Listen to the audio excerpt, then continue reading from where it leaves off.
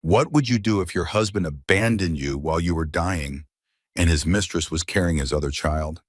At 3 a.m., Claire Bennett flatlined in a hospital bed, pregnant with twins, fighting for her life. Her husband never answered the phone, but his billionaire rival did. He showed up.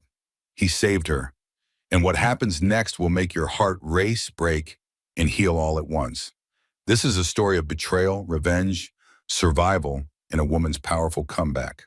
From being left for dead to building an empire and finding real love in the most unexpected place. Stay until the end, because you won't believe how justice is finally served. If you enjoy stories of strength, redemption, and second chances, like, comment, share, and subscribe to the channel, so you never miss the next jaw-dropping story. The flatline alarm screamed through the hospital room like a wounded animal. Claire Bennett's hand reached across the cold sheets, searching for her husband in the darkness. Her fingers found only empty space where Derek should have been sitting, wincing, should have been holding her hand, should have been there. "Mrs. Bennett, we're losing the heartbeat." Dr. Patricia Morgan's voice cut through the fog of pain medication. "We need to do an emergency C-section. Right now, where is your husband?" Claire tried to focus on the doctor's face. Everything blurred at the edges. The babies. Oh God. The babies. 32 weeks. Too early. Way too early. "Call him." Claire's voice came out strangled. "Please, call Derek." The nurse grabbed Claire's phone from the bedside table. Her fingers moved across the screen. The phone rang. Once, twice, 3 times, voicemail. Derek's voice, cheerful and distant, filled the small room. "Hey, this is Derek Bennett. Leave a message and I'll get back to you." "Mr. Bennett, this is County General Hospital. Your wife is experiencing a medical emergency. We need you here immediately." The nurse hung up, dialed again. Ring, ring, ring, voicemail. Claire's monitor screeched. The numbers dropping, red lights flashing everywhere. "Try again," Claire whispered. Her hand pressed against her swollen belly. She could feel them in there. Grace and Henry, that's what she'd picked. Grace Eleanor and Henry James. Derek said he liked those names. Derek said a lot of things. The nurse called a 3rd time, a 4th, a 5th. Nothing. Dr. Morgan leaned over Claire, her face grave. "Mrs. Bennett, we are out of time. Your blood pressure is dropping dangerously low. Baby A's heart rate is decelerating. We need consent for emergency surgery, and we need it now." "He'll answer." Claire heard herself say it. "He always answers.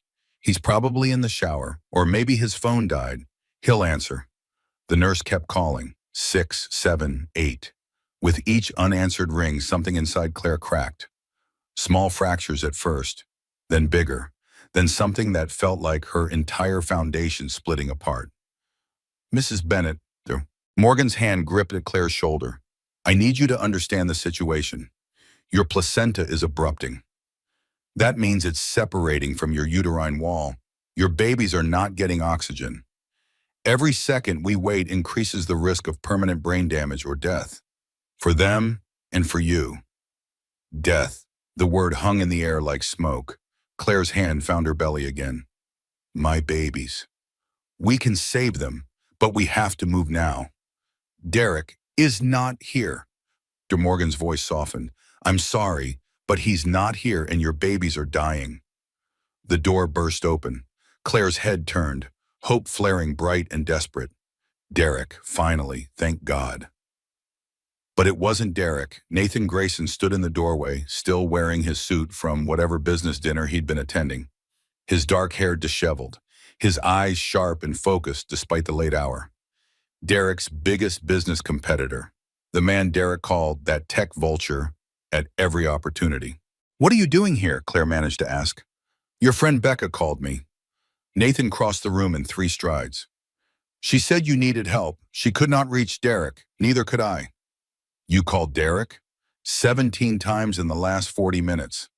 Nathan's jaw clenched. He's not answering. 17 times. Claire had watched the nurse call maybe 10, which meant Nathan had been trying to reach her husband before the nurse even started. "Mr. Grayson, with all due respect, you're not family." De Morgan glanced at the monitors. "I need someone with legal authority." I'm here to provide that authority. Nathan pulled papers from his jacket.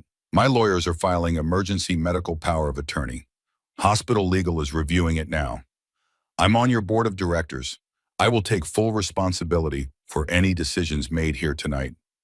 That's not how this works. Then let's discuss how this works while Mrs. Bennett and her babies die. Nathan's voice dropped to something cold and lethal. Or we can save their lives and sort out the paperwork later. De Morgan looked at Claire. Mrs. Bennett, it's your choice, but we're out of time. Claire stared at Nathan, this man who Derek hated, this stranger who'd shown up when her own husband wouldn't answer the phone. Why? The word came out broken. Why would you do this? Something flickered across Nathan's face. Old pain, old rage, because someone should be here. And I am. The monitor shrieked louder, longer. Do it, Claire heard herself say. Save my babies, please. Dr. Morgan nodded. Prep or two, now, move the people, move. They wheeled Claire toward the doors. She grabbed Nathan's hand without thinking. Don't leave. I won't. Promise. I promise. As they pushed through the doors, Claire saw her phone light up on the bedside table. Derek's name on the screen, finally calling back, but it was too late. The door swung closed, and Claire went under, not knowing if she'd ever wake up. Rebecca Sullivan caught Nathan in the hallway outside the operating room. Her nursing scrubs wrinkled from a double shift, her eyes red from crying. Thank you. Becca's voice cracked. Thank you for coming. Where is he? Nathan asked. Where's Derek? I don't know. I called him first, maybe 20 times. Then I called his mother. She said he probably just needed some space. Space while his wife and babies are dying. Becca wiped her eyes. I couldn't think of anyone else. Tom's out of town on business. My mom's watching our kids. I remembered you gave Claire your card at that charity gala 6 months ago. You said if she ever needed anything. Nathan remembered. Derek had been furious about that, made a scene, accused Nathan of hitting on his pregnant wife. Claire had been mortified, apologized profusely. Nathan had simply smiled and walked away, but he'd meant what he said. If Claire ever needed anything, he just never imagined it would be this. Mr. Grayson, a young man in a suit, approached. I'm David Collins from Hospital Legal. We've reviewed your emergency filing. The board is backing you. You're clear to make medical decisions. Good. There is one thing. David hesitated. Mr. Bennett is still the legal husband. If he shows up and contests, let him try. Nathan's voice went flat. He ignored 17 calls while his wife coded. That's abandonment. I have lawyers who can argue that in their sleep. David nodded and disappeared. Nathan sank into a plastic chair outside the OR. The same kind of chair he'd sat in 5 years ago. Different hospital, different city, same helpless feeling. His phone buzzed, his assistant, Marcus. I'm at the restaurant, Marcus said. You were right. Derek Bennett is here, with a woman. They're drinking champagne. Nathan closed his eyes. Get pictures, timestamps, everything. Already done. Boss, there's more. She's pregnant. Showing. The hallway tilted. How far along? I'd guess 6 months, maybe more. 6 months. Claire was 8 months pregnant with twins, which meant Derek had gotten another woman pregnant while his wife carried his children. Get me everything, Nathan said quietly. Every receipt, every text, every email. I want to know what Derek Bennett had for breakfast 3 years ago. On it. Nathan hung up and stared at the OR doors. Behind those doors, a woman fought for her life because the man who promised to love her chose champagne over answering his phone. Nathan had seen a lot of cruelty in the business world, watched competitors destroy each other without mercy. But this was something else. The doors opened. Dr. Morgan appeared, still in surgical gear. They're alive, she said, all 3 of them. Nathan's knees buckled. He caught himself on the chair. They're okay? Baby A is a girl, 4 pounds, 2 ounces. Baby B is a boy, 4 pounds even. Both breathing on their own, which is remarkable for 32 weeks. Mrs. Bennett lost a significant amount of blood, but she's stable. Can I see them? De Morgan studied him. Mr. Grayson, I need to ask, what's your relationship to Mrs. Bennett? Honestly? Nathan ran a hand through his hair. Until tonight, I was just someone who gave her a business card at a charity event. Her husband hates me. We're competitors. But I'm the one who showed up. So I guess that makes me whatever she needs me to be. Dr. Morgan's expression softened. The babies are in the NICU. Mrs. Bennett will be in recovery for a few hours. You can see the babies now if you'd like. Nathan followed her through a maze of hallways to the neonatal intensive care unit, scrubbed his hands, put on a gown, felt his heart hammering against his ribs. The NICU stretched out before him. Incubators lined the walls. Tiny babies inside. Monitors beeping. Nurses moving quietly between stations. Here, Dr. Morgan said, this is Grace and Henry. Nathan looked down at two of the smallest humans he'd ever seen. Impossibly tiny. Impossibly perfect. Tubes and wires covering their fragile bodies. But their chests rose and fell. Steady. Strong. Hi, Nathan whispered. He didn't know why he was talking to them. They couldn't hear him through the incubator. But he talked anyway. Hi, Grace. Hi, Henry. I'm Nathan. I'm just someone who was here tonight. Your mom is incredible. She fought so hard for you, both of you. Grace's eyes moved beneath closed lids. Henry's tiny hand opened and closed. She's going to be okay, Nathan continued. You're all going to be okay. I'm going to make sure of it. He didn't know he meant it until he said it. But once the words were out, Nathan knew they were true. He'd make sure Claire and her babies were okay, no matter what it cost him. Claire woke to beeping, different beeping than before, steadier, calmer. She tried to open her eyes. Her lids felt like they weighed 1,000 pounds each. The babies? Her voice came out like sandpaper. Perfect. Becca's face appeared above her. You did it, Claire. 2 beautiful babies, Grace and Henry. They're fighters. Relief crashed over Claire so hard she couldn't breathe. I want to see them. Soon. You lost a lot of blood. They want you stable first. Becca squeezed her hand. But they're okay. 4 pounds each, breathing on their own. The doctors are amazed. Where's Derek? Becca's face changed. Something shuddered behind her eyes. Claire, where is my husband? He's not here. Still, it's been hours. Claire tried to sit up. Pain screamed through her abdomen. Did someone call him? Does he know? He knows. Becca's voice went cold. He called back, once, while you were in surgery. What did he say? Claire, maybe we should wait. What did he say, Becca? Becca pulled out Claire's phone. Her hand shook as she turned the screen toward Claire. One text message, sent while Claire was on the operating table, while her babies were being cut from her body, while she bled out on a surgical table. Derek, I can't do this anymore. My lawyer will contact you. I'm sorry. Claire stared at the words, read them twice, 3 times, tried to make them mean something other than what they meant. There's more, Becca whispered. I'm so sorry, Claire, but there's more. She scrolled down. A photo appeared. Derek, Vanessa Hartley, his assistant, sitting at an expensive restaurant, champagne glasses on the table, Derek's hand on Vanessa's stomach, her very obviously pregnant stomach, both of them smiling at the camera like they didn't have a care in the world. Claire's brain refused to process it. When was this taken? Becca zoomed in on the newspaper visible on the table. Today's date, today's headline. He was there, Claire heard herself say, while I was dying. While the babies were dying, he was drinking champagne. Nathan went there after the surgery. He had someone take pictures. Derek's still there, Claire. He's still at that restaurant. The room spun, not from blood loss, from the truth. How long? Claire asked. The pregnancy.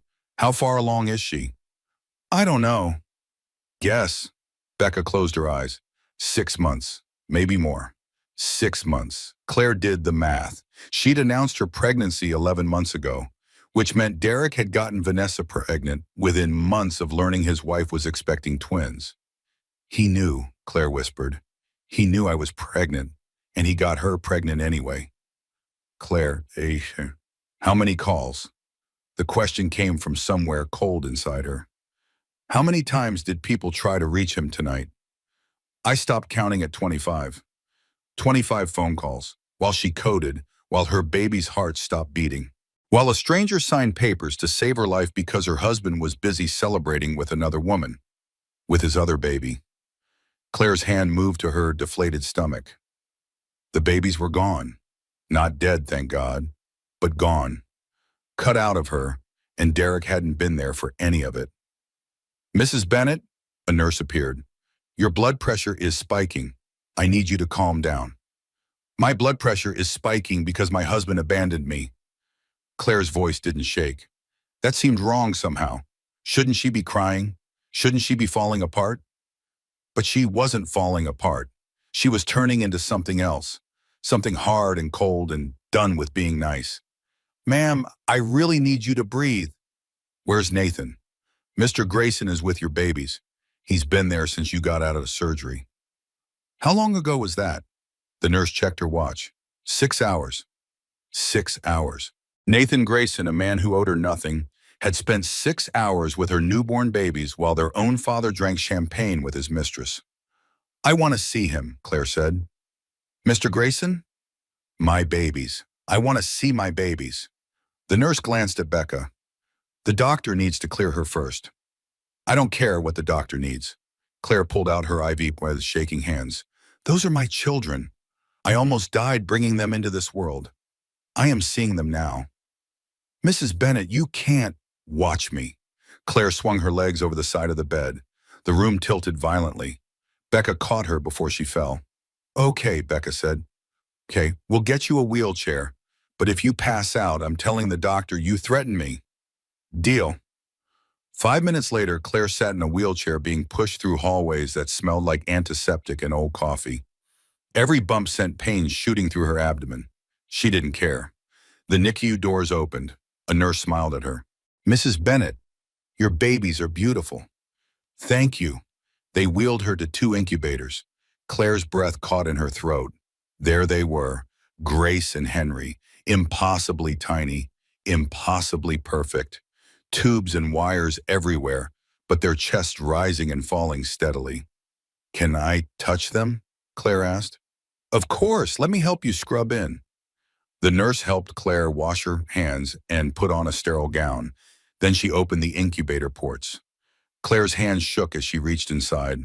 Her fingers brushed Grace's impossibly soft skin. The baby's eyes opened, dark and alert. Hi, baby girl, Claire whispered. Hi, Grace. I'm your mama. I'm so sorry I couldn't hold you right away. I'm so sorry. Grace's tiny hand wrapped around Claire's finger. That grip, that impossibly strong grip from something so small. Claire's chest cracked open, not from pain, from love so huge it felt like dying and being reborn at the same time. You're perfect, Claire told her daughter. You're absolutely perfect. She moved to Henry's incubator, repeated the process, his eyes open too, same dark eyes, same alert expression. Hi, Henry. Hi, sweet boy. Mama's here now. Mama's here. They know you, a voice said. Claire looked up. Nathan stood a few feet away, still wearing the same wart from earlier, his hair messy, his eyes exhausted, but present. You stayed, Claire said. I promised. You didn't have to. Yes, I did. Nathan moved closer. I told them about you while you were in surgery. I told them their mother was the strongest person I'd ever met. I told them to hold on because you were fighting for them. And you did. You all did. Tears finally came, hot and fast and unstoppable. Thank you. Thank you for being here when she couldn't finish. I know. They sat in silence, Claire's hands inside the incubators, Nathan standing guard like a sentinel. Finally, Claire asked the question burning a hole in her chest. Did you see him, Derek? Yes. Was she really pregnant? Yes. How far along? Nathan hesitated. 6 months, maybe a little more. The numbers confirmed what Claire already knew. Derek had been planning this for a long time. The late nights, the distance, the way he pulled away when she reached for him in bed. All of it made sense now. I'm sorry, Nathan said. I'm sorry he did this to you. Don't be sorry, Claire's voice hardened. Just tell me everything. I want to know exactly what he's been doing. How bad the betrayal goes. All of it. Nathan pulled out his phone. My investigators worked fast. You should know, Claire, it's not just the affair. What else? Your savings are gone. Derek withdrew everything 3 months ago. $400,000. Claire's world tilted. That's not possible. I would have seen. He forged your signature on the withdrawal forms. My lawyers are getting copies as we speak. Forged my. Claire couldn't breathe. Why? Why would he steal from me? Gambling debts, bad investments. He's been hemorrhaging money for over a year. The house is mortgaged 3 times over. Your credit cards are maxed out. You're not just broke, Claire. You're in debt. Serious debt. The babies, the house, her entire life. Gone. How much debt? $2.3 million. The number didn't make sense. Couldn't make sense. That's impossible. I have the documents. Nathan pulled them up on his phone. Statement after statement. Credit cards she'd never opened. Loans she'd never approved. All in her name. All signed with her forged signature. He destroyed me, Claire whispered. He didn't just leave. He destroyed me. No. Nathan's voice cut through her panic. He tried to destroy you, but I'm not going to let that happen. You can't just. I already did. Nathan pulled out more papers. I bought all of Derek's debt. Every dollar. It's mine now. Which means you owe me not a dozen different creditors. Claire stared at him. Why would you do that? Because Derek shouldn't win, and because you deserve a fighting chance. I can't pay you back. Not $2 million. I don't want you to pay me back. Nathan sat down beside her. I want Derek to pay, and he will. Trust me. The NICU doors opened. Claire looked up, expecting a nurse. Derek stood there instead. Expensive suit, cologne, hair perfectly styled like he'd just come from a business meeting instead of abandoning his dying family. Claire. His voice wrong, hollow, like he was reading lines from a script. Thank God you're okay. Every muscle in Claire's body went rigid. Get out. Those are my children. Get out. Becca appeared, blocking his path. Now. She's my wife. I have a right to be here. Do you? Nathan stood. Because last I checked, you ignored 25 phone calls while she died. Where were you, Derek? Where exactly were you while your wife and babies almost died? Derek's face flushed. That's none of your business. Isn't it? Nathan pulled out his phone. Should we show Claire the pictures? You and Vanessa, toasting with champagne while doctors cut your children from your wife's body? Derek's face went pale. How did you? It doesn't matter how. Nathan stepped closer. Dangerous. Controlled. What matters is that you're done. I own your debt. I own your house. I own every bad decision you've made for the last 2 years. And now I'm going to destroy you. You can't. Check your phone. Nathan's smile never reached his eyes. My lawyer sent the paperwork an hour ago. You're finished, Derek. The only question now is how badly. Derek's hands shook as he pulled out his phone. Scrolled. His face went from pale to gray. This isn't legal. It's completely legal. I have 5 attorneys who'd love to explain it to you. In court, in front of a judge. While we discuss your forged signatures in embezzlement and abandonment of your dying wife. The room went silent, just monitors beeping, babies breathing. Claire found her voice. Cold, clear, done. Get out, Derek. Get out of this hospital. Get out of my life. And if you ever come near my children again, without a court order, I will destroy you myself. Derek opened his mouth. Nothing came out. Now, Claire said. He left. The doors swung closed behind him. Claire stared at them, waiting to feel something, anything, relief, anger, sadness. But she felt nothing, just cold, clear certainty. Her marriage was over, her life was destroyed, but her babies were alive. And somehow that was enough. For now, dawn light crept through the NICU windows. Claire hadn't moved from the chair between the 2 incubators. Her hands rested inside both, one finger in each baby's grip. Grace had fallen asleep, holding her. Henry kept opening his eyes, checking she was still there. Mrs. Bennett. A new doctor appeared, younger than Dr. Morgan, kinder eyes. I'm Dr. Emily Carter. I'll be managing the twins' care. Are they okay? The question never got old, never stopped being the most important thing in the world. Better than okay. Their oxygen levels are excellent. No signs of respiratory distress. Honestly, they're doing better than most 32-weekers. Dr. Carter checked the monitors. You did well, Mama. Getting them to 32 weeks is no small feat. I didn't do anything special. You kept them alive while your placenta tried to kill you. I'd call that special. Dr. Carter smiled. We'll need to keep them here for a few weeks. Standard protocol for preemies. But they're fighters. How long? If they keep progressing like this, maybe 4 to 6 weeks. Depends on feeding and weight gain. 6 weeks in the hospital. 6 weeks of watching them through plastic. 6 weeks before she could bring them home. Except she didn't have a home anymore. Nathan said he bought it, but that didn't make it hers. Nothing was hers anymore. Mrs. Bennett? Dr. Carter touched her shoulder gently. Your blood pressure is still elevated. You need rest. I'm not leaving them. I'm not asking you to, but you can't heal if you don't sleep. We have parent rooms, small but private, right down the hall. You'd be 2 minutes away. Claire's body screamed at her. The surgery, the blood loss, the emotional devastation. Everything hurt. Okay, she whispered, but if anything changes, someone will get you immediately, I promise. Dr. Carter helped Claire stand. Every movement sent fire through her abdomen. Becca appeared with a wheelchair. I'm staying with you, Becca announced. Tom got home this morning. He's with the kids. I'm not leaving you alone.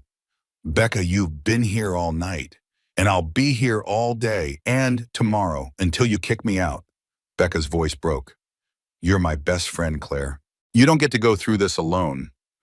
They wheeled Claire to a small room down the hall, a twin bed, a chair, a window overlooking the parking lot. That's it. But it was private, quiet. Claire collapsed onto the bed. Her phone buzzed. 17 missed calls. Her mother. Derek's mother, Margaret. Unknown numbers. Messages stacking up. She ignored all of them except one. Tom Sullivan, Becca's husband. Her attorney now, apparently. Tom. I'm filing divorce papers this morning. Emergency custody hearing scheduled for next week. Don't talk to Derek or his family without me present. I mean it. Claire typed back, thank you. His response came immediately. He doesn't get to win. We won't let him. Claire set the phone down, closed her eyes, tried to sleep, but her mind wouldn't stop. Derek's face at the restaurant, Vanessa's pregnant belly, the text message sent while Claire bled out, the forged signatures, the stolen money. $2.3 million in debt she'd never agreed to. How long had he been planning this?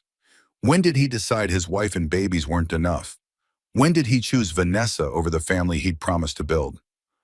Claire, Becca's voice soft, stop thinking. I can't. I know, but you need sleep. Your body needs to heal. My body is fine. My life is destroyed. Your life is changed, not destroyed. Becca sat on the edge of the bed. You have Grace and Henry. You have people who love you. You have Nathan Grayson willing to burn Derek's entire world to the ground. Why is he doing this? He doesn't know me. Maybe that's why. Maybe it's easier to help a stranger than someone you're supposed to love. Becca paused. Tom looked into him. Nathan Grayson, did you know he had a daughter? He mentioned it. Last night. She died. Yeah, Sophia Grace Grayson, born at 30 weeks. Lived 6 days. Heart defect the doctors missed. His wife left him 3 days after the funeral, filed for divorce saying he was too depressed, too broken. Claire's chest tightened. That's horrible.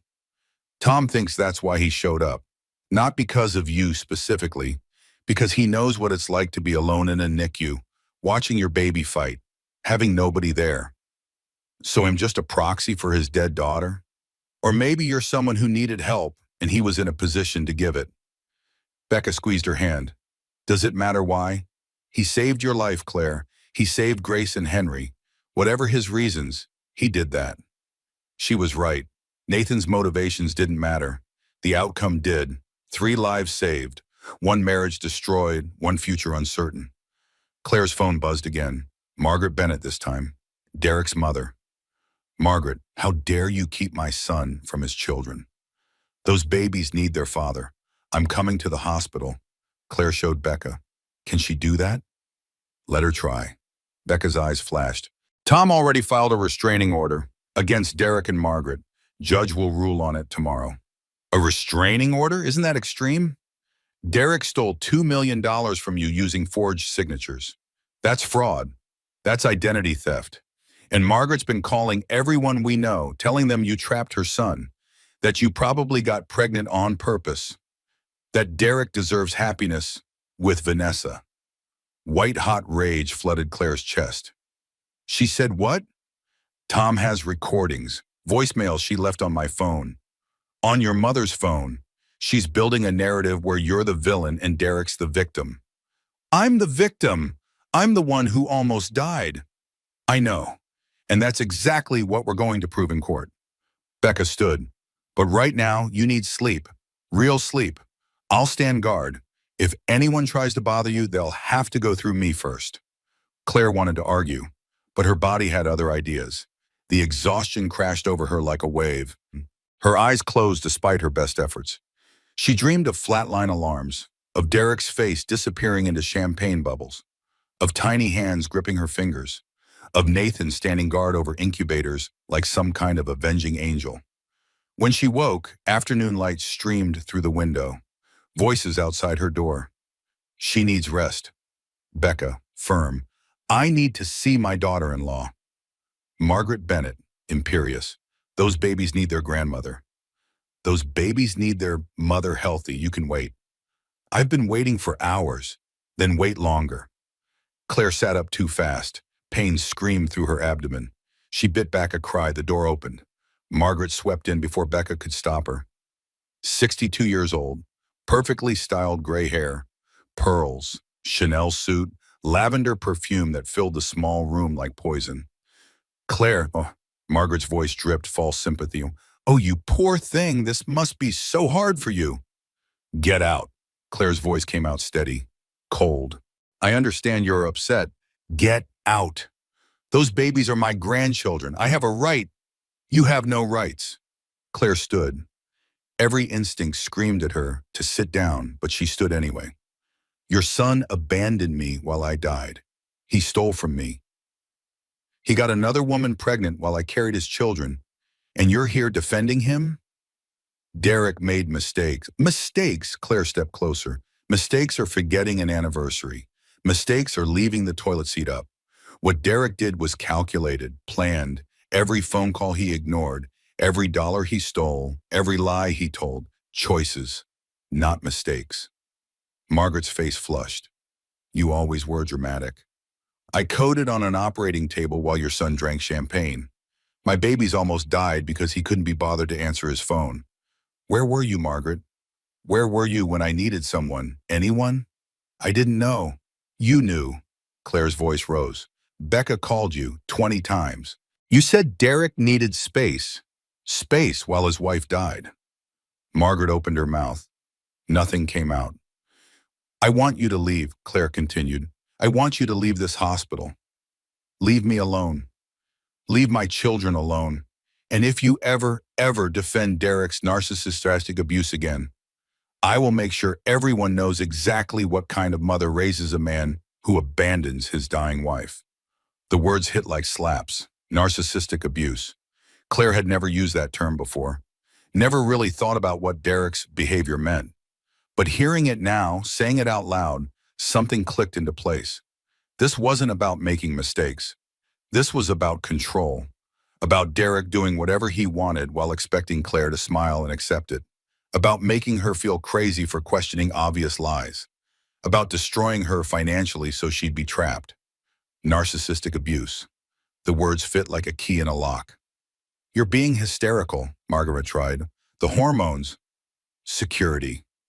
Nathan's voice cut through the room. He stood in the doorway with 2 hospital security guards. "Mrs. Margaret Bennett is to be removed from the premises. She's not welcome here." "You have no authority," Margaret started. "Actually, I do. I'm on the hospital board of directors. And Mrs. Claire Bennett has requested you leave. So you're leaving. Now." The security guards moved forward. Margaret backed toward the door, her face purple with rage. "This isn't over," she hissed at Claire. "Derek will fight for his children. And he'll win." "Let him try," Claire said. "Let him try to explain to a judge why he ignored 25 phone calls while his babies died. Let him explain the forged signatures, the stolen money, the mistress he got pregnant. Margaret opened her mouth. Let him try, Claire repeated. Harder. Final. Margaret left. The lavender perfume lingered like a bad memory. Claire's legs gave out. Nathan caught her before she hit the floor. I've got you, he said quietly. I've got you. And for some reason, Claire believed him. 5 days in the hospital, 5 days of shuffling between her room and the NICU, 5 days of watching Grace and Henry through plastic while her body slowly healed and her marriage officially died. Tom had filed the divorce papers. Derek contested them immediately, demanding joint custody and claiming Claire was mentally unstable. His lawyer argued that her postpartum state made her unfit, that Nathan's involvement proved an inappropriate relationship.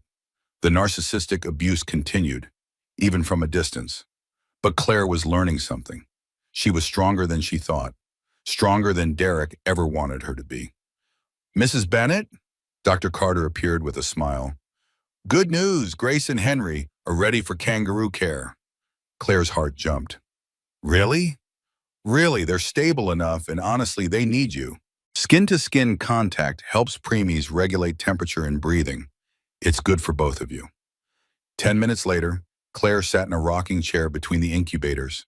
The nurse carefully lifted Grace from her plastic home. So tiny, so impossibly light. Placed her against Claire's bare chest. Just a diaper and a blanket covering them both. Grace's skin against hers. Warm, soft, real. Claire's tears came immediately.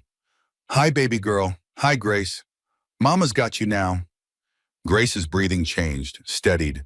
Her tiny hand pressed against Claire's chest, right over her heart. She knows you, the nurse said softly. Her heart rate just stabilized. See? Claire looked at the monitor. The nurse was right. Grace's numbers evened out. Oxygen perfect. Heart rate steady. Temperature rising. Can I talk to her? You should. They know your voice from the womb. It comforts them. So Claire talked. About everything, about nothing, about how sorry she was that Grace had to come early, about how much she already loved her, about how they'd be okay. Somehow they'd be okay. After 30 minutes, they switched, Henry against her chest now. Same immediate response. His breathing steadied, his heart rate evened, his whole tiny body relaxed. Hi, Henry, Claire whispered. Hi, sweet boy. You're so strong. Both of you are so strong. The NICU door opened. Nathan entered with coffee. He stopped when he saw her holding Henry. I can come back, he said quickly. No, stay. Claire smiled. He's beautiful, isn't he? Nathan moved closer, looked down at Henry. Something crossed his face, pain, wonder, loss. He's perfect, Nathan said quietly. They both are. Did you hold Sophia before she... Nathan was quiet for a long time. Yes, every day. She was so small, like Grace and Henry, but she had this personality already. She'd grip my finger and wouldn't let go, like she knew I was her dad. I'm sorry you lost her. Me too. Nathan sat in the chair beside her. But that's why I'm here. Why I'll keep being here.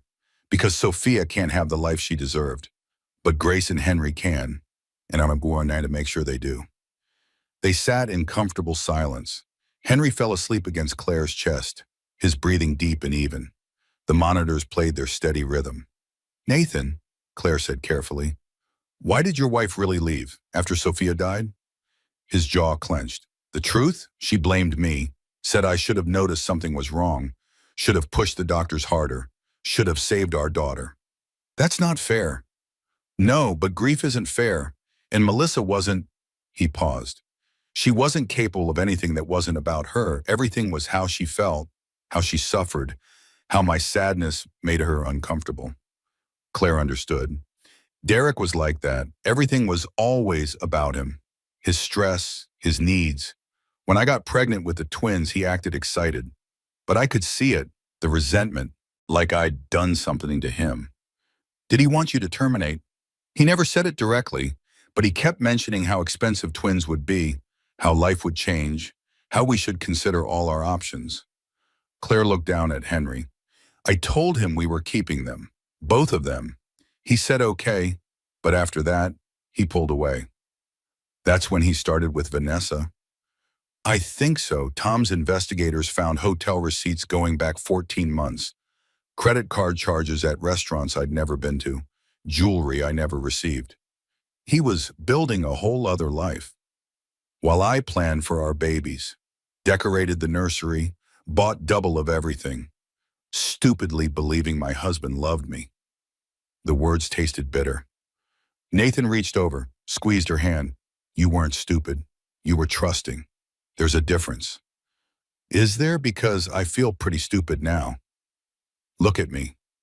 Nathan waited until she met his eyes. Derek is a coward and a narcissist who couldn't handle anything that wasn't about him.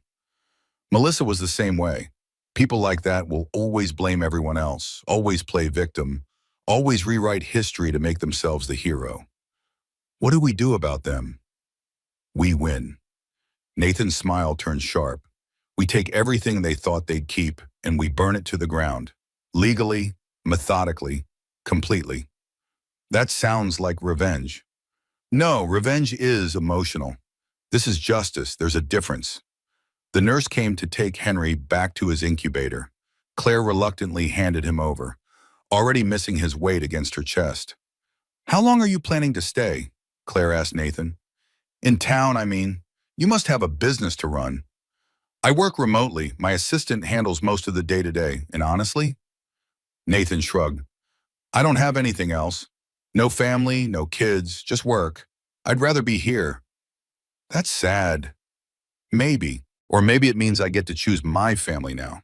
He gestured to the incubators. Maybe I get to be Uncle Nathan to two kids who need one.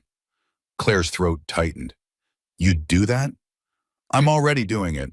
I've been here every day, talking to them, reading to them, learning how to change micro-preemie diapers, which is terrifying, by the way. Claire laughed, actually laughed, first time in days. There it is, Nathan said softly. Your smile. I was starting to think Derek destroyed that too. He tried, but I'm still here, scarred, broke, facing a brutal divorce, but still here. Not broke. Nathan pulled out papers. I talked to Tom. We restructured everything. The house is yours, free and clear. I forgave the mortgages. The credit card debt is being handled. Derek's going to prison for fraud and identity theft. Claire's breath caught. Prison? Federal charges, forging signatures, wire fraud, identity theft. He's looking at 5 to 10 years if convicted. And he will be convicted. The evidence is overwhelming. What about Vanessa and their baby? That's up to Vanessa. But between you and me, Nathan leaned closer. My investigators talked to her. She's cooperating, willing to testify against Derek. Turns out he's been lying to her too, about everything. She's going to testify against him? At the custody hearing, about the lies, the manipulation, the financial abuse. She's 6 months pregnant, Claire. Derek got her pregnant and then got you pregnant. He was juggling 2 families, planning to keep both of you. The audacity, the sheer narcissistic delusion of thinking he could manage 2 pregnant women simultaneously. What did he think would happen? Claire asked. People like Derek don't think that far ahead. They just take what they want and expect everyone to deal with the consequences. Nathan's voice went cold. But there are consequences, and Derek's about to learn that the hard way. That night, alone in her room, Claire opened her laptop, started Googling narcissistic abuse, financial abuse, gaslighting, red flags she'd missed. The articles read like her life, every description matched, every warning sign she'd ignored. Does your partner blame you for their mistakes? Yes. Derek always found a way to make his late nights, his distance, his anger her fault. Do they gaslight you when you question obvious lies? Yes. Hotel receipts were work trips. Missing money was a banking error. Lipstick on his collar was from a client hug. Do they isolate you from friends and family? Yes. Slowly, subtly, until Claire's world was just Derek and work and the babies. Do they make financial decisions without your consent? God, yes. All of it. Every forged signature, every stolen dollar. Claire read until 3 in the morning. Read until the patterns became undeniable. Read until she understood that this wasn't her fault. None of it was her fault. Derek was a narcissist, a financial abuser, a manipulator, and she'd survived him. That thought settled in her chest like armor. She'd survived not just the medical crisis, but years of emotional manipulation, of being made to feel small and stupid and ungrateful. She'd survived all of it. And now she was going to thrive. Her phone buzzed, a text from an unknown number. "This is Vanessa. Can we talk?" Claire stared at the message. Every instinct screamed to delete it. Block the number, pretend it never came. But something stopped her. Vanessa was pregnant, alone, probably terrified, just like Claire had been 5 days ago.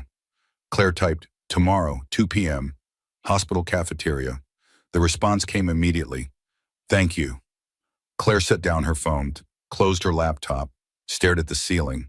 Tomorrow she'd meet her husband's mistress, the woman carrying his other baby, the woman he'd chosen over his dying wife. And somehow Claire wasn't afraid. She was curious, because maybe, just maybe, they were on the same side after all. Vanessa Hartley looked younger than 28, smaller. She sat in the hospital cafeteria wearing an oversized sweater that didn't quite hide her pregnant belly, dark circles under red-rimmed eyes, hands wrapped around a cup of tea she wasn't drinking. Claire spotted her from across the room. Every muscle tensed. This was the woman Derek chose, the woman he celebrated with while Claire bled out, the woman carrying his daughter while Claire fought to save his twins. But looking at her now, Claire saw something else. Fear. Exhaustion. The same haunted expression Claire saw in her own mirror. "Mrs. Bennett." Vanessa stood as Claire approached. "Thank you for meeting me. I wasn't sure you would." "I almost didn't." Claire sat down carefully, the surgical incision still pulled. "But I'm curious. Why did you want to talk?" "To apologize. And to warn you." "Apologize for what? Sleeping with my husband? Getting pregnant with his baby? Helping him celebrate while I almost died?" Vanessa flinched. "All of it. I know nothing I say will make it right, but I need you to hear the truth. I need someone to know." "Know what?" "That he lied to me too. About everything." Claire studied her, looking for deception, finding only desperation. "Tell me," Claire said. Vanessa took a shaky breath. "Derek hired me 14 months ago. I was his assistant. He was charming, attentive, always asking about my life, my dreams, making me feel special." "When did it start?" 3 months after I started. He said you two were having problems, that you'd grown apart, that you didn't love him anymore, that the pregnancy was an accident." Vanessa's voice broke. "He showed me text, said you were cold, distant, that he was trapped in a loveless marriage." "I never sent those texts." "I know that now, but I believed him then. I thought I was saving him from something terrible. I thought—" She stopped. "I thought I was the good guy in this story." Claire's hands clenched around her coffee cup. "When did you get pregnant?" 6 months ago. We'd been together 8 months at that point. He said he loved me, that he'd leave you after the twins were born, that we'd be a family." "He told you about the twins?" "He said it was complicated, that you used the pregnancy to trap him, that he'd never wanted children with you." Vanessa wiped her eyes. "I believed every word, because I wanted to, because he made me feel like I was the only person who understood him." Classic narcissist behavior. Claire had read about it all night. The laces, the manipulation, making each woman believe she was special while trash-talking the other. "What changed?" Claire asked. "The night you went into labor. Derek told me he was going to see his lawyer, that he was filing for divorce, that he'd finally be free." Vanessa's hands shook. "We were at dinner, celebrating. Then his phone started ringing. Over and over, he ignored it, said it was you being dramatic, trying to manipulate him into staying." Claire's stomach turned. "I was dying. I know, I didn't know then, but I know now." Vanessa pulled out her phone. "After dinner, I checked his texts. He'd left his phone on the table. I saw the messages from the hospital, from your friend, from Nathan Grayson, all of them begging him to come. But he didn't. No, he ordered more champagne, said you were fine, that you always made everything about you, that this was just another ploy for attention." narcissistic abuse, making the victim's medical emergency about him, painting her as manipulative while he abandoned her. When did you realize the truth? Claire asked. The next morning, I saw the news. Saw Nathan Grayson's name attached to your medical bills. Started digging, found the bank statements, the forged signatures, the debt. Vanessa looked up. He stole from you. Everything. I didn't know. I swear I didn't know. Would it have mattered if you did? The question hung between them. Harsh. Fair. I want to say yes, Vanessa whispered. I want to say I'd have walked away if I'd known. But honestly, I don't know. I was in love with a fantasy, with the man he pretended to be, not the man he actually is. And now? Now I'm 6 months pregnant, alone, terrified, realizing that the man I loved is a stranger, a narcissist who used both of us. Vanessa's voice hardened, and I'm done being used. What are you saying? I'm saying I'll testify at the custody hearing about the lies, the manipulation, about him sitting at dinner while you died. Vanessa met Claire's eyes. He doesn't deserve those babies. He doesn't deserve you, and he sure as hell doesn't deserve me. Claire studied her, looking for an angle, a manipulation, finding only the same anger she felt. He'll destroy you, Claire said. Derek doesn't lose gracefully. He'll make you the villain and tell everyone you seduced him, trapped him with a pregnancy. Let him try. I have evidence, texts, emails, voice recordings of him talking about you, about the forgeries, about his plans. Vanessa pulled out a flash drive. Everything's on here. My lawyer says it's damning. You have a lawyer? Tom Sullivan, your lawyer. He reached out yesterday, said you might need allies. Vanessa smiled slightly. He's very thorough and very angry on your behalf. Tom, of course, always 3 steps ahead. Why are you doing this? Claire asked. Really, what do you get out of helping me? Honestly, Vanessa's hand moved to her belly. I'm having a daughter, and someday she'll ask about her father. I want to tell her the truth, that I did the right thing, that I protected another mother and her babies, that I chose women supporting women over protecting a man who deserved nothing. Women supporting women. The words hit different.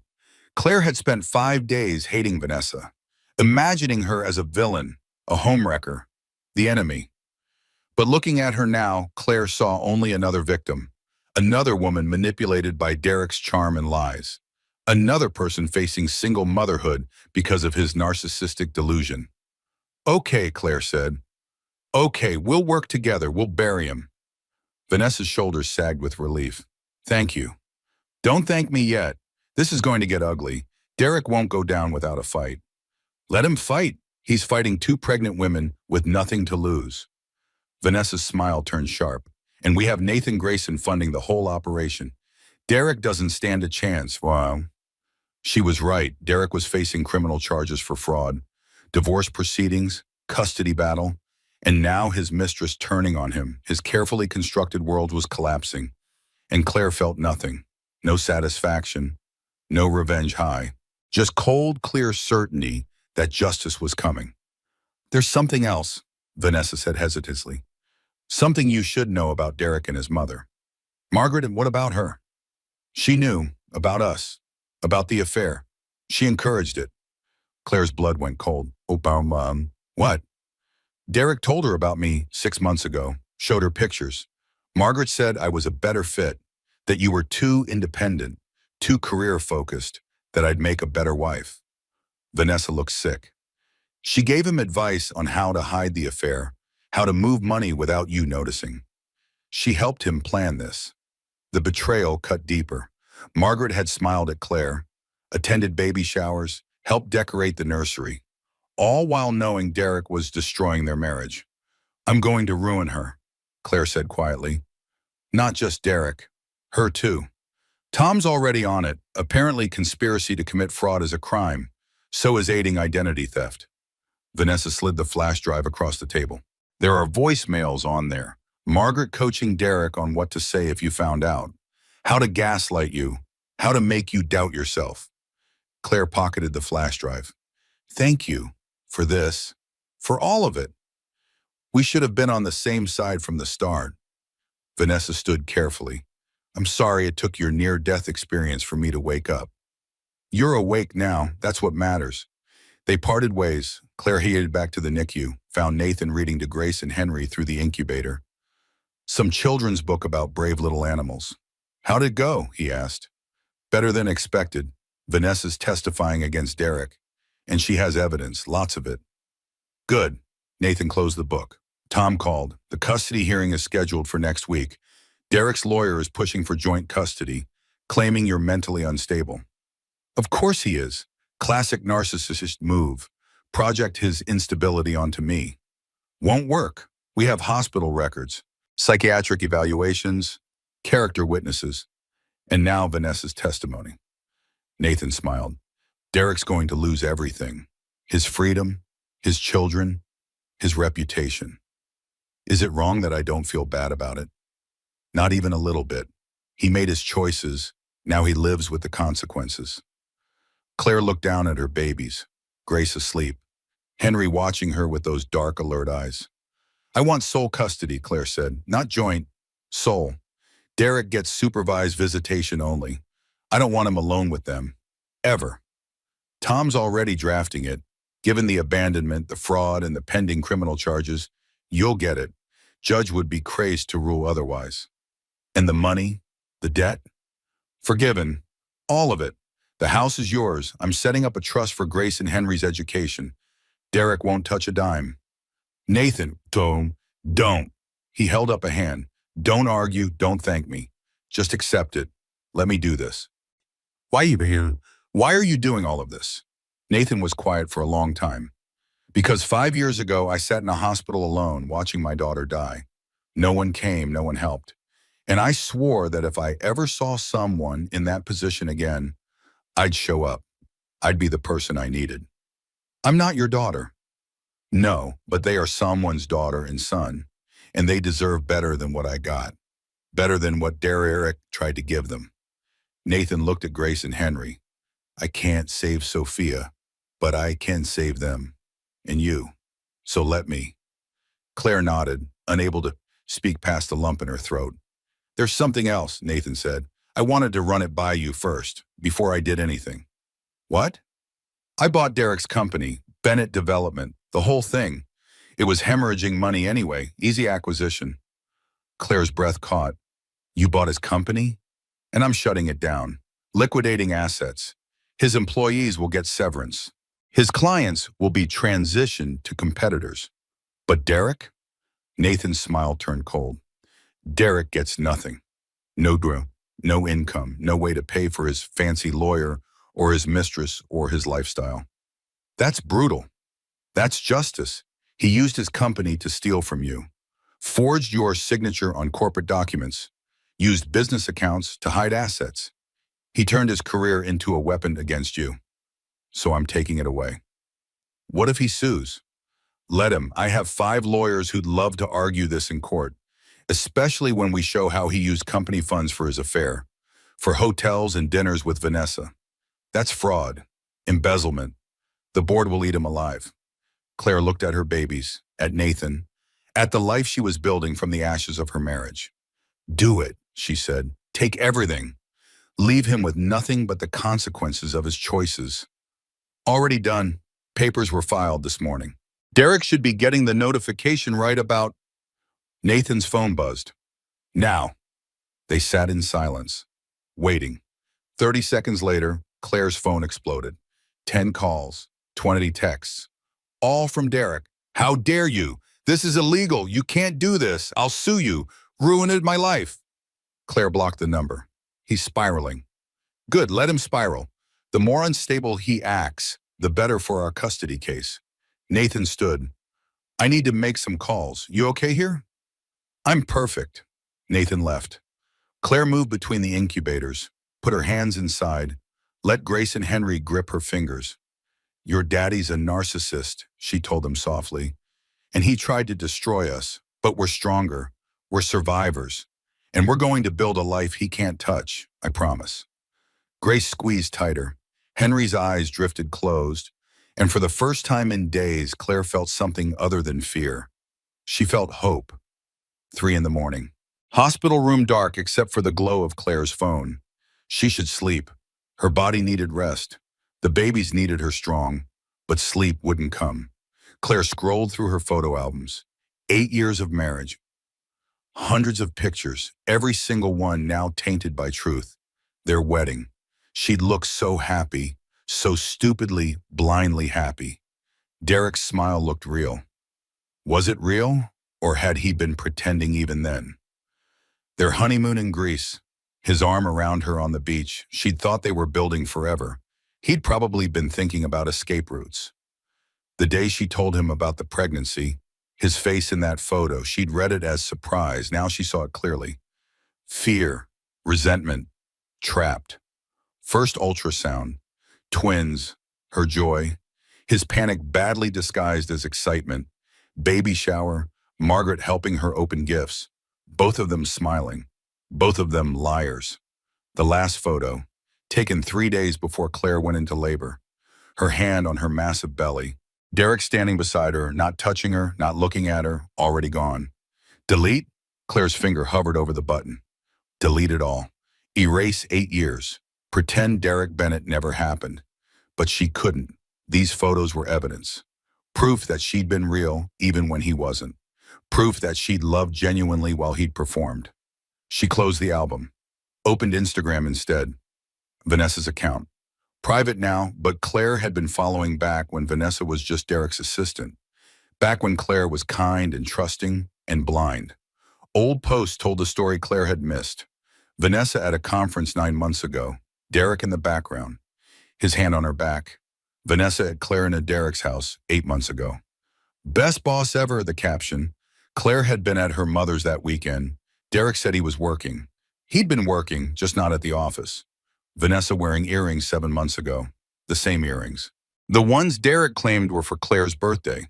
Claire never got those earrings. How many people knew? How many saw these photos and said nothing? How many watched Claire's marriage implode and stayed silent? Her phone showed 27 missed calls now. Derek, Margaret, unknown numbers. Voicemails piling up. Claire listened to one. Derek's voice panicked. Claire, please. You have to call Nathan off. He's destroying everything. I'll lose the company, the house, everything. Please, for the kids. Think about Grace and Henry. They need their father. The manipulation, the audacity. Playing the kids card after abandoning them. Delete. Next voicemail, Margaret. Claire, dear, I know you're hurt, but you're not thinking clearly.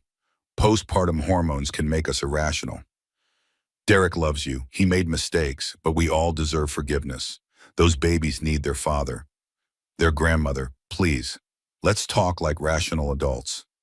Rational adults, like Claire was the problem. Like her anger was unreasonable. Delete. Unknown number? Mrs. Bennett, this is Jessica from Channel 7 News. We're running a story about Nathan Grayson's involvement in your medical emergency. We'd love your comment on the nature of your relationship. There are rumors. Rumors, of course.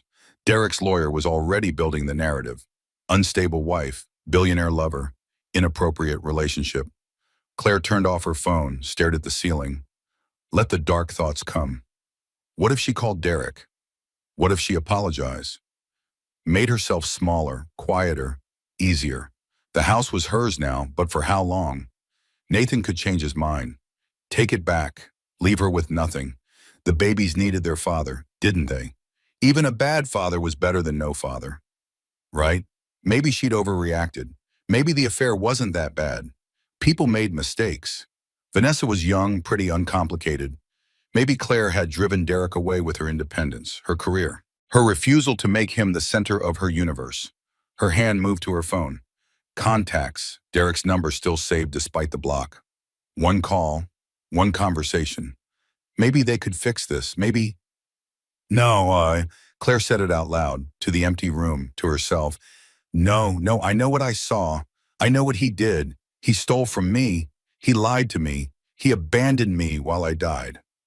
The words steadied her, reminded her this wasn't hormones or overreaction or postpartum instability.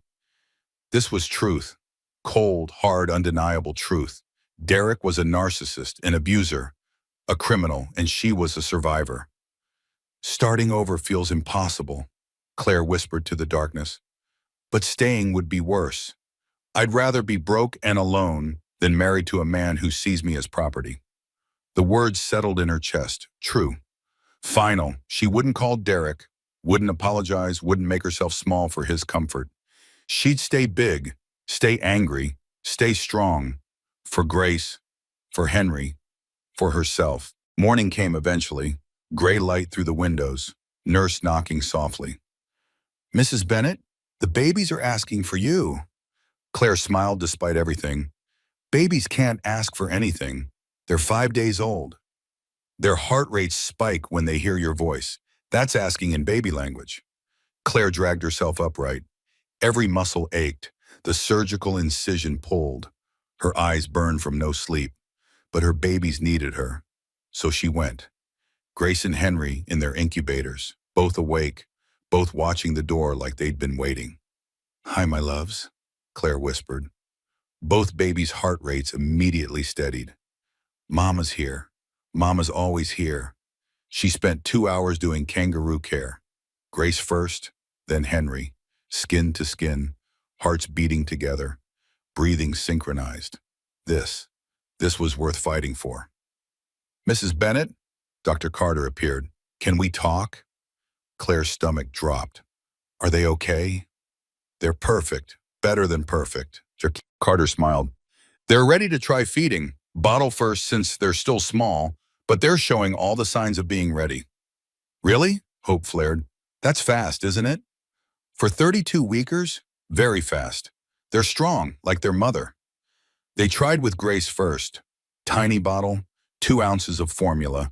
Grace latched immediately, drinking like she'd been waiting her whole 5-day life for this moment. Look at her go, the nurse said. Natural talent. Henry was trickier. Took 3 tries, but finally latched. Drinking slower than Grace, but drinking. Claire watched them eat. These tiny humans she'd made, who'd survived against odds, who were thriving despite everything. If they keep this up, Dr. Carter said, we can talk about discharge in 3 weeks instead of 6. 3 weeks. Not tomorrow, not soon, but sooner. Light at the end of the tunnel. What do I need to do? Claire asked. Keep doing what you're doing. Kangaroo care, talking to them. Being present. Your involvement is helping them heal faster. Your involvement, unlike Derek, who hadn't visited once since that first disastrous appearance. The custody hearing was in 2 days. Tom was ready. Vanessa was ready. Nathan had mobilized an army of lawyers. Derek didn't stand a chance. But still, the fear crept in. What if the judge sided with him anyway? What if they believed his lies? What if Claire lost her babies to the man who'd abandoned them? Stop, she told herself. Stop spiraling. Mrs. Bennett? Nathan appeared in the doorway. Can I steal you for lunch? Claire looked at the nurse. Can I leave them? For an hour, absolutely. They're stable. We'll call if anything changes. Reluctantly, Claire left her babies, followed Nathan to the cafeteria. Real food, not hospital vending machine chips. You look terrible, Nathan said bluntly. Thanks, that's exactly what every woman wants to hear. I mean, you look exhausted. When's the last time you slept? Real sleep? Claire thought about it. I don't know. Days ago. That's not sustainable. You need rest. I need my babies healthy. I need Derek in prison. I need this divorce finalized. I need... Her voice broke. Nathan reached across the table, took her hand. You need to breathe. Just breathe. Claire breathed. In, out, in, out. The hearing is in 2 days, Nathan continued. Tom is ready. We have everything. Hospital records, financial documents, Vanessa's testimony, character witnesses, Derek's own text as evidence. The judge would have to be insane to rule in his favor. But what if, no what ifs, we deal with reality. And reality is that Derek abandoned you, stole from you, committed multiple felonies. He's done. His lawyer is desperately trying to build a defense that doesn't exist. The best he can hope for is supervised visitation. And even that's a stretch given the criminal charges. Claire wanted to believe him, but the fear wouldn't let go. What if I'm not enough? The question came out small. What if I can't do this alone? Single mother to twins, no job right now, no savings. dependent on your charity. Stop. Nathan's grip tightened. First, it's not charity, it's support. There's a difference. Second, you're not alone. You have Becca, Tom, your mother, me, an entire team of people who want you to succeed. For how long? How long before you all get tired of broken Claire and move on? I lost my daughter 5 years ago. I visit her grave every week. I've never gotten tired of grieving her. I'll never get tired of helping you. Nathan's voice went soft. You're not broken, Claire. You're healing. And healing takes time. Tears came, hot and unstoppable. I'm so tired. I know. I'm so angry. Good. Anger means you're fighting. I want him to suffer. He will. Trust me. He will. They sat in silence, Claire crying, Nathan holding her hand, not judging, not fixing, just present. Finally, Claire wiped her eyes. Sorry, postpartum hormones. Don't apologize. And don't blame hormones. You're allowed to feel everything you're feeling. Even the dark stuff, the revenge fantasies, especially those, as long as you don't act on them. Leave the revenge to lawyers and judges. They're much better at it. Claire laughed, watery. When did you become wise? When Sophia died and I had to learn to live anyway. Nathan smiled sadly. Grief teaches you things, so does betrayal. You'll come out the other side different, but not broken. Promise? Promise. They finished lunch, headed back to the NICU. Claire's phone buzzed. Name.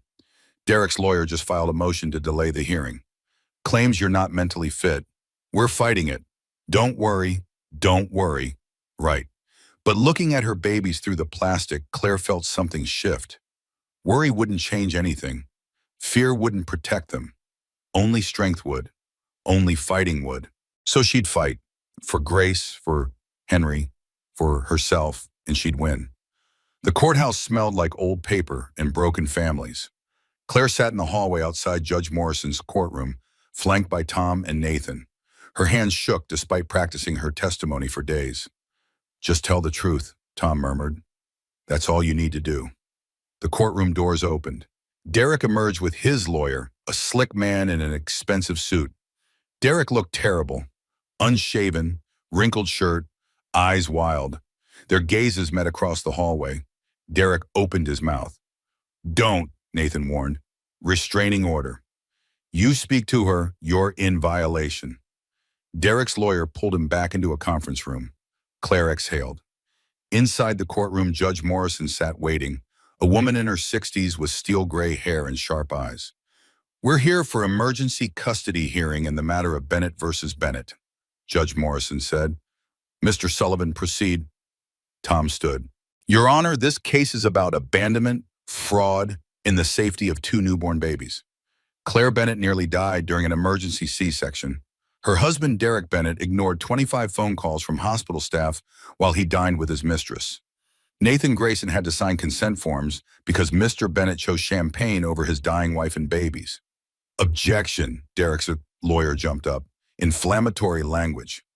Overruled. Continue, Mr. Sullivan. Since that night, we've discovered Mr. Bennett forged his wife's signature on multiple financial documents, stole over $400,000 from their joint savings, and accumulated $2.3 million in fraudulent debt under my client's name. Federal charges are pending for wire fraud and identity theft. Judge Morrison's eyebrows rose. Tom handed over bank statements, credit card applications, loan documents, all with Claire's forged signature. Your Honor, Derek's lawyer interjected, my client admits he made mistakes. He panicked during a medical emergency, but he loves his children, and Mrs. Bennett is not without blame. She's suffering from severe postpartum depression. She's financially destitute, relying entirely on Nathan Grayson for support. We question her mental stability and her inappropriate relationship with Mr. Grayson. Do you have evidence of postpartum depression? Judge Morrison asked. Your Honor, it's obvious. Her behavior, that's speculation, not evidence. The judge looked at Claire. Mrs. Bennett, have you been diagnosed with postpartum depression? Claire stood. No, Your Honor. I've been evaluated by hospital psychiatrists 3 times. I'm grieving my marriage. I'm angry at betrayal, but I'm not depressed or unstable. Tom handed over psychiatric evaluations. Judge Morrison read and nodded. What about her relationship with Nathan Grayson? Derek's lawyer pressed. Living in his house. Taking his money. I'm not living in his house, Claire said firmly. I'm living in my house. The house Nathan bought from the bank after my husband mortgaged it fraudulently. Nathan forgave the debt and put the deed in my name. As a gift. Nothing more. Nathan stood. May I speak, Your Honor? Proceed, Mr. Grayson. I have no romantic relationship with Claire Bennett. I met her once for the medical emergency. When her husband abandoned her, her friend called me because she was desperate, and I'd said to call if she ever needed help. I showed up because it was the right thing to do. Why? Judge Morrison asked. Why involve yourself so deeply? Nathan's jaw tightened. I had a daughter, Sophia. She was born prematurely 5 years ago, lived 6 days. I sat in a NICU alone because my wife left me in my grief. I swore if I ever saw someone alone like that, I'd show up, so I did. The courtroom went silent. Your Honor, Tom continued, we have another witness. The petitioner calls Vanessa Hartley. The doors opened. Vanessa entered, 6 months pregnant, looking terrified but determined. Derek's face went white. Miss Hartley, Tom began, what is your relationship to Derek Bennett? I'm his mistress, and I'm pregnant with his child. Gasps echoed through the courtroom. How long have you been involved with Mr. Bennett? 14 months. Vanessa testified about the lies, the manipulation, about Derek sitting at dinner while Claire died, about finding bank statements and forged signatures, about realizing Derek had lied about everything. I have texts from Derek, Vanessa said, talking about how he'd hide assets from Claire, how he'd make her look unstable in court. I have voicemails from his mother, Margaret, coaching him on what to say. I have everything. Judge Morrison reviewed the evidence, her expression growing darker with each page. Mr. Bennett, the judge said finally, did you forge your wife's signature on financial documents? Derek stood. I was desperate? Yes or no? Yes, but did you ignore phone calls from the hospital while your wife was in medical distress? Yes. Did you steal money from joint accounts? Yes, but Claire doesn't understand business. By committing fraud? Judge Morrison removed her glasses. Mr. Bennett, I've presided over family court for 30 years. I've seen parents make mistakes, real mistakes born of fear and exhaustion. This isn't that. You had 17 missed calls while your wife coded, 17 opportunities to choose your family. You chose champagne instead. Derek sank into his chair. Sole custody is awarded to Claire Bennett. Mr. Bennett, you will have supervised visitation only, 1 hour per week, pending psychological evaluation and restitution of stolen funds. Child support will be set at $2,000 per month. This court also orders you to undergo narcissistic personality evaluation. Furthermore, I'm issuing a permanent restraining order. You may not contact Claire Bennett except through lawyers. Violation will result in immediate arrest. The gavel came down. Court is adjourned. Claire couldn't breathe. She'd won. Sole custody. Derek reduced to 1 supervised hour per week. Tom pulled her into a hug. You did it. You protected them. Vanessa approached hesitantly. I meant what I said. I'm sorry. Thank you for choosing the truth, Claire managed. Women supporting women. Always, Vanessa said. Derek tried to approach. Security blocked him. He shouted from across the courtroom, this isn't over. I'll appeal. Mr. Bennett, leave now or I'll hold you in contempt, Judge Morrison warned. Derek left, dragged away by his lawyer. Outside, media swarmed. Tom cleared a path. They made it to Nathan's car and drove away. I can't believe it's over, Claire said. The custody battle is won, Tom said gently. Grace and Henry are yours. Claire stared out the window. She'd survived. Not just the medical crisis, not just the betrayal, but the system itself. Truth won, justice won, she won, and Derek lost everything. Exactly as he deserved. Grace squealed as Nathan lifted her into the air. 6 months old now, 9 pounds of personality and dark curls. Henry watched from his bouncer, grinning his new two-tooth smile. Higher, Grace demanded. She's going to be trouble, Claire said from the kitchen doorway. She already is. Nathan brought Grace down for a raspberry on her belly. She shrieked with laughter. Claire watched them. Nathan had been coming over daily for months, reading to the twins, helping with bottles, attending pediatrician appointments, never asking, just showing up, like he'd promised. The house smelled like home now, baby powder and coffee and the lasagna Elena had dropped off. Tom called, Claire said. Divorce is final as of today. Nathan looked up. How do you feel? Free? The word came easily, truthfully. Derek signed everything, didn't even fight. Guess federal prison has a way of making you cooperative. Derek had been sentenced 3 months ago. 5 years for fraud and identity theft. He'd serve at least 3 before parole. By the time he got out, Grace and Henry would barely remember him. What about Vanessa? Nathan asked. Good. Her daughter Lily was born last month. She's beautiful. Claire smiled. We actually meet for coffee sometimes. Talk about single motherhood. It's weird but good. Women supporting women, Nathan said. Exactly. Claire poured coffee. She's going back to school. Marketing degree. I told her I'd write a recommendation. Nathan settled Grace in her play yard beside Henry.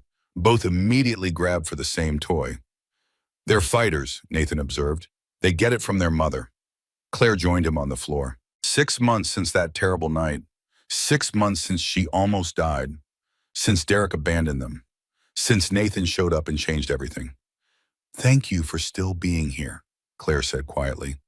Where else would I be? Nathan, she waited until he looked at her. You don't owe us anything. If you want to step back, live your life, we'll be okay. Is that what you want? For me to step back? No. The admission felt huge. But I don't want you to feel trapped or obligated. I signed up the moment I walked into that hospital. Nathan's hand found hers. I'm not going anywhere, Claire, unless you want me to. I don't want you to. Then I'm staying. Grace threw her toy at Nathan's head. Direct hit. Henry laughed hysterically. The doorbell rang. Becca appeared with Tom and champagne. Emergency delivery. We're celebrating, Becca announced. Celebrating what? Your financial independence. Tom handed Claire an envelope. Remember Derek's company, Bennett Development? Nathan liquidated it. The assets were worth more than expected. After paying employees and settling debts, there's a surplus. This is yours. Claire opened it, stared. $1.8 million. This can't be right. It's right. Derek built that company using your money, your forged signatures, your credit. Legally, the assets belong to you. Nathan made sure of it. $1.8 million. Financial independence. Security for Grace and Henry. Freedom from fear. I can start my business, Claire whispered. The marketing consultancy I always wanted. I can save for college. You can breathe, Becca finished. You can stop worrying. Becca popped the cork, poured glasses, raised hers high. To Claire Bennett, who survived narcissistic abuse, medical trauma, and Derek's manipulation, who got sole custody, financial independence, and her life back. Who's raising 2 incredible babies and building a future Derek can't touch? To Claire, Nathan echoed. To me, Claire said, and to midlife transformation. To women supporting women. To winning the divorce settlement I deserved. They drank. Claire let the champagne burn her throat, let the celebration sink in. She'd done it, against impossible odds, against a system designed to favor men like Derek, against narcissistic abuse that tried to convince her she was crazy. She'd won. Grace started crying. Henry joined immediately. I've got them. Nathan scooped both babies into his arms. You finish celebrating. He disappeared into the nursery. Claire watched him go. He's in love with you, Becca said quietly. I know. Are you? Not yet, but maybe someday. Claire smiled. First, I need to remember who I am, what I want, who I want to be. That night, after everyone left, Claire sat in the nursery. Grace and Henry asleep in their cribs, both perfect. She opened her laptop, started writing. Claire Bennett Consulting, helping small businesses build authentic marketing strategies. The business plan came easily. Services, pricing, target market. She'd been thinking about this for years. Derek always said it was too risky. But Derek was in prison, and Claire was free. Her phone buzzed. Prison email system. Derek. Claire, I'm sorry for everything, for destroying you, for abandoning our kids. I don't expect forgiveness, just wanted you to know I'm getting help. Therapy, trying to be better. Derek, Claire read it twice, felt nothing, no satisfaction, no forgiveness, just emptiness where Derek used to live. I don't forgive you, she said to the empty room. You're a stranger who hurt me, and now you're paying for it. She deleted the email, blocked the number. Grace stirred. Claire lifted her gently. Grace's hand gripped Claire's finger. You're safe, Claire whispered. Daddy can't hurt us anymore. We're free. And we're going to build something amazing. Grace's eyes drifted closed, but her grip stayed firm, holding on, just like her mother. Grace and Henry toddled around Claire's home office. 12 months old now, walking, talking, tiny humans with massive personalities. Claire's laptop showed her business dashboard. Month 12, revenue up 40%, 5 steady clients, 3 new prospects. Claire Bennett, consulting was thriving. Mama, Henry appeared at the door holding a wooden block. Look, that's amazing, buddy. Can you show me after Mama's meeting? Okay. He toddled off. Claire's video call started. Her client, a boutique hotel owner in California. Claire, the campaign results are incredible. Engagement up 50%, bookings up 30%. Whatever you're doing, keep doing it. After the call, Claire checked her bank account. The balance still shocked her. 1.8 million from Derek's liquidated company, carefully invested. Monthly income from consulting work. She was building wealth, security, a future. The doorbell rang. Nathan's signature knock. It's open. He entered with grocery bags. I brought dinner, Thai food. Grace and Henry immediately swarmed him. Nathan, Nathan. Hey, troublemakers. He scooped them both up. Who wants airplane rides? Me, they shrieked in unison. Nathan carried them to the living room. Claire followed, watching him play with her children. He'd been here almost every day for a year, never pushing, just present. She'd fallen in love with him somewhere between month 6 and month 9. Slowly, carefully, not the desperate love she'd felt for Derek. This was steady, solid, built on trust and actions. Nathan, she said when the twins were distracted, can we talk? His face went careful.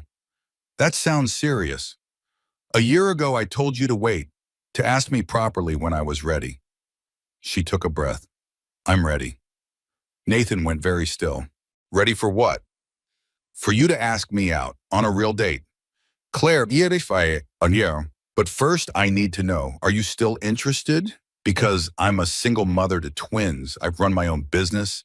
I have baggage and trust issues and probably years of therapy ahead. You were always complicated. Nathan's hand found hers. That's what I love about you. Love. He'd said it casually, but Claire heard it land between them. Heavy, real. You love me? I've loved you for months, probably since you stood up to Margaret and told her exactly what kind of mother raises a narcissist, but I wasn't going to say it until you were ready to hear it. I'm ready to hear it. Good, because I love you, Claire Bennett. I love your strength. I love how you rebuilt your life from ashes. I love watching you with Grace and Henry. Claire's throat tightened. I love you too.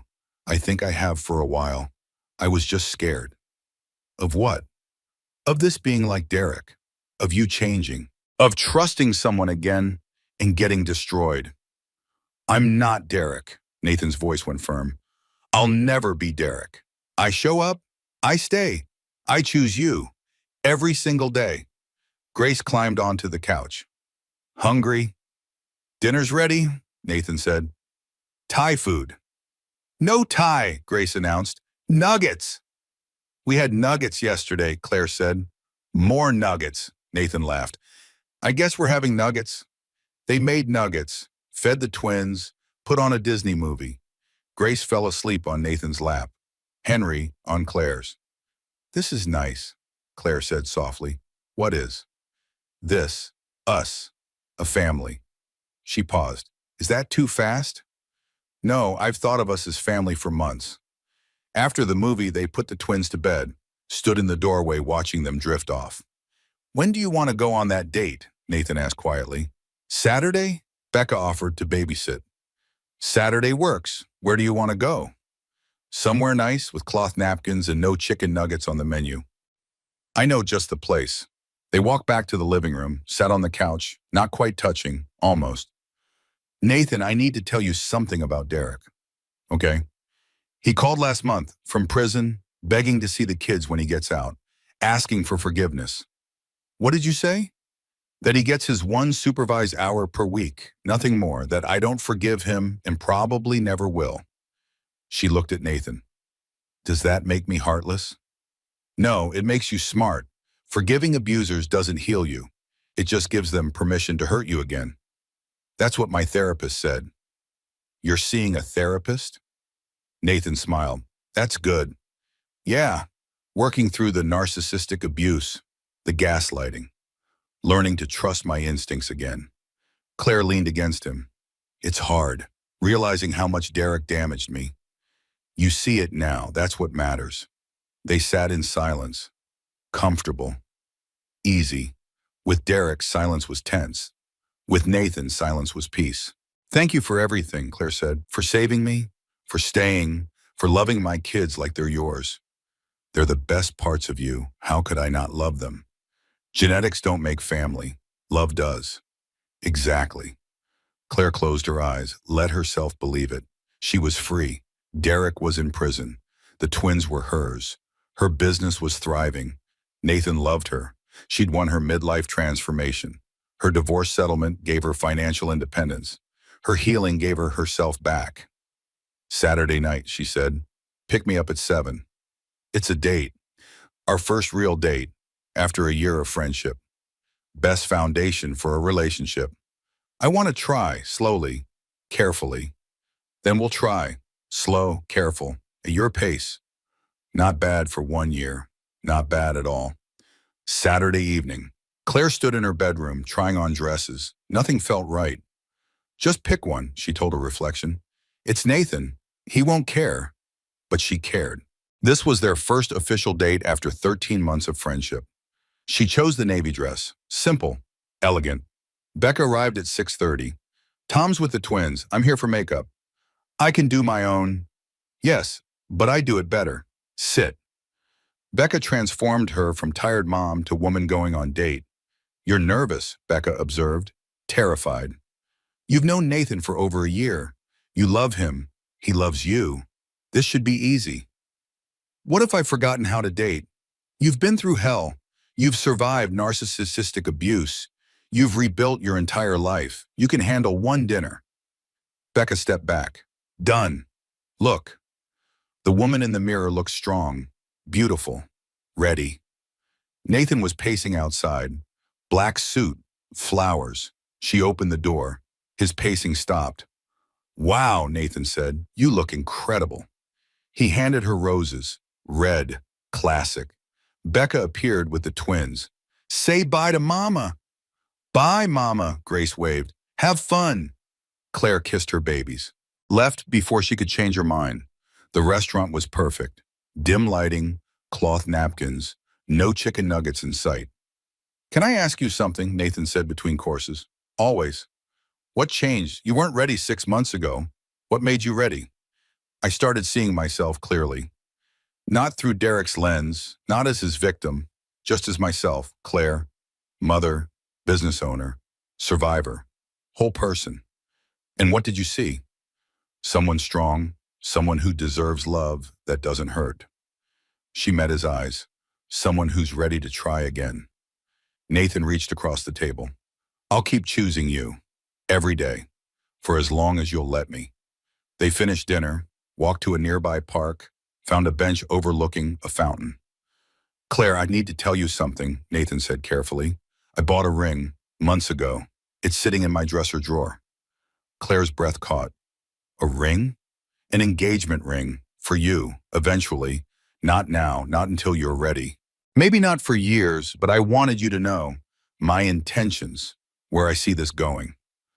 Marriage, the word felt huge. Eventually, if you want, no pressure, no timeline, just honesty. I'm scared, she admitted. I know. Derek destroyed me. What if I can't trust someone that way again? Then we don't get married. We just stay together. However you're comfortable. Nathan squeezed her hand. The ring doesn't matter. What matters is that we choose each other. Every day. You'd be okay with never getting married? If that's what you need, yes. The ring was hope, not pressure. Claire turned to him. This man who'd saved her life, who'd spent 13 months being patient while she healed. Ask me.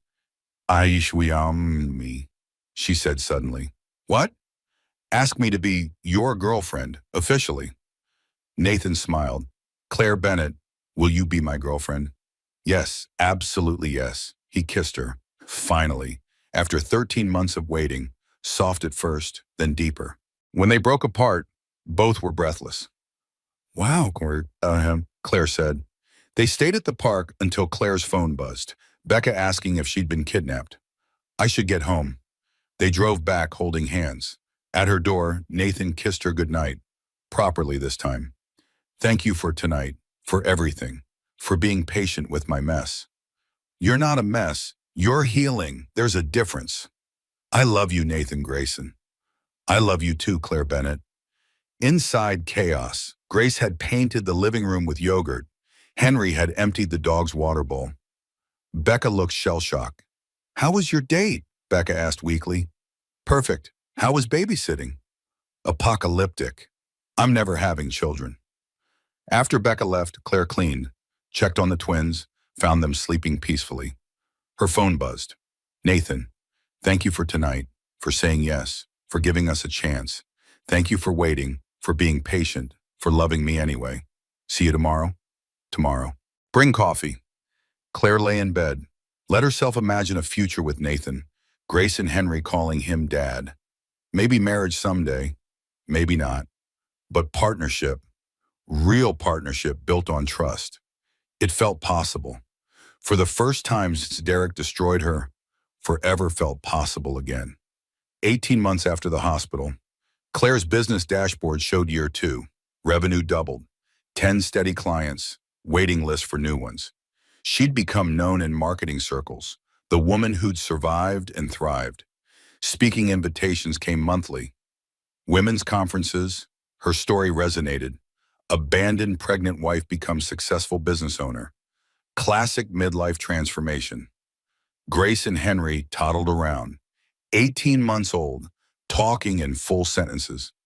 Mama Nafon coming? Grace asked. Yes, sweetie. Yay, both twins cheered. Nathan had proposed 3 months ago. Claire said yes, but asked for a long engagement. At least a year. She needed time. Nathan agreed immediately. No pressure, just love and patience. The ring sat on her finger now, a promise of eventually. That evening, Claire sat on the couch with Nathan. I've been thinking, she said carefully. About? Moving the wedding up, not waiting a year, maybe 6 months. Nathan went still. Really? Really, I'm ready. You've proved yourself. I trust you. I trust us. Nathan's arms tightened. Then 6 months it is. Small wedding? Just family and close friends. Perfect. They stayed like that for hours, planning, dreaming, building a future. Claire had won her divorce settlement, won custody, won her life back, and built something Derek could never touch. She'd won herself back. Everything else was just beautiful bonus.